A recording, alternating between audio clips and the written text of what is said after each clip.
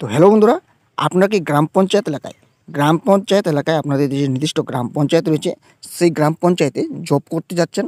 আপনার যদি আপনার যদি পঞ্চায়েত এলাকার বাসিন্দা হয়ে থাকেন, তবে এই জবের আপডেটটি আপনাদের জন্য।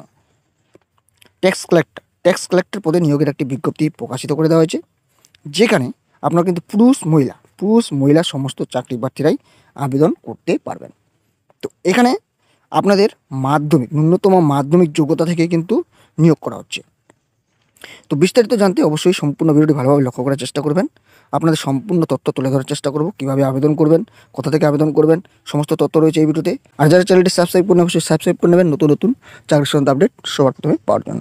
গ্রাম পঞ্চায়েতে যে ট্যাক্স কালেক্টর পদে নিয়োগ করা হচ্ছে, এখানে আবেদনের ক্ষেত্রে আপনাদের যে ন্যূনতম যোগ্যতার কথা বলা হচ্ছে, গ্রাম পঞ্চায়েত এলাকার স্থায়ী বাসিন্দা হতে হবে। প্রথমে বলে দিয়েছি আপনাদের যে স্থায়ী বাসিন্দা আপনারা যদি গ্রাম পঞ্চায়েত এলাকার হয়ে থাকেন তবে আবেদন করতে পারছেন।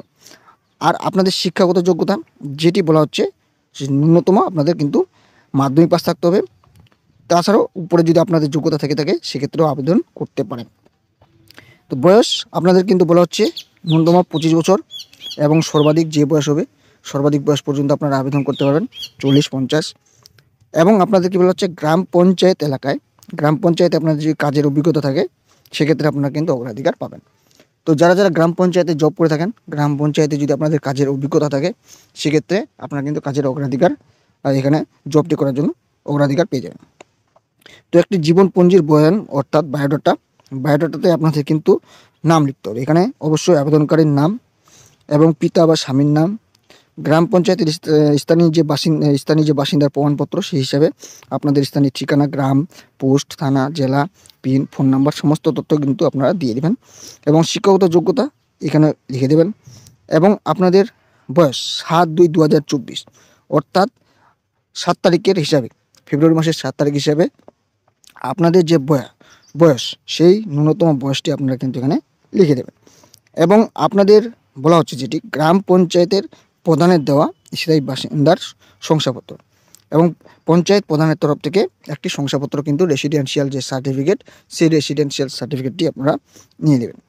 আর গ্রাম পঞ্চায়েতের কাজের যদি অভিজ্ঞতা থেকে থাকে সেক্ষেত্রে আপনারা এখানে অবশ্যই সেই অভিজ্ঞতার কথা লিখে দেবেন। আপনি কোন কাজ করেন বা করেছিলেন বা করছেন সেই তথ্যটি কিন্তু এখানে দিয়ে দেবেন।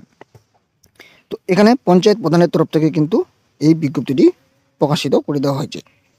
তো আপনাদের সামনে বিস্তারিত তথ্য তুলে ধরার চেষ্টা করব। তো এখানে নিয়োগের যে বিজ্ঞপ্তিটি প্রকাশিত করা হয়েছে, তাজপুর গ্রাম পঞ্চায়েত, এখানে তাজপুর থানা, আমতা, জেলা হাওড়া জেলার তরফ থেকে এই নোটিফিকেশনটি প্রকাশিত করা হয়েছে। এখানে আপনাদের বিস্তারিত জানতে ফোন নাম্বার দেওয়া রয়েছে, এই দুটি ফোন নাম্বারে আপনারা কিন্তু যোগাযোগ করে নিতে পারেন। এই যে নোটিফিকেশনটি প্রকাশিত করা হয়েছে 7/2/2024, এবং মেমো নাম্বারও কিন্তু দেওয়া রয়েছে। তো এখানে কি বলা হচ্ছে, অবশ্যই আপনাদের সম্পূর্ণ বিস্তারিত তথ্য তুলে ধরার চেষ্টা করব। তো এখানে বলা হচ্ছে, এত দ্বারা বিজ্ঞপ্তি করা যায় যে তাজপুর গ্রাম পঞ্চায়েতের আদায় সরকার অর্থাৎ ট্যাক্স কালেক্টর পদটি শূন্য রয়েছে।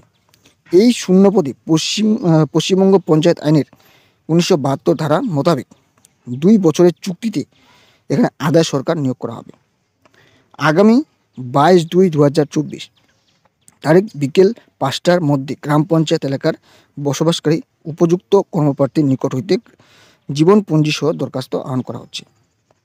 তো এখানে দেখতে পেলেন যে আপনাদের কিন্তু 22 তারিখের মধ্যে এই আবেদনপত্রটি জমা করে দিতে হবে। তো এখানে নিয়োগটি করা হচ্ছে হাওড়া জেলার আমতা ব্লকের তাজপুর গ্রাম পঞ্চায়েতে। তো এখানে আপনারা যারা আবেদন করতে যাচ্ছেন আবেদন করতে পারেন।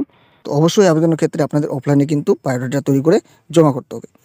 তো এমন নতুন ট্যাক্স কালেক্টর বা গ্রাম পঞ্চায়েত এলাকার নিয়োগের বিজ্ঞপ্তি সংক্রান্ত আপডেট জানতে চ্যানেলটি সাবস্ক্রাইব করে রাখবেন। দেখা হচ্ছে পরবর্তী নতুন আরেকটি চাকরি সংক্রান্ত আপডেট নিয়ে। ভালো থাকবেন, সুস্থ থাকবেন।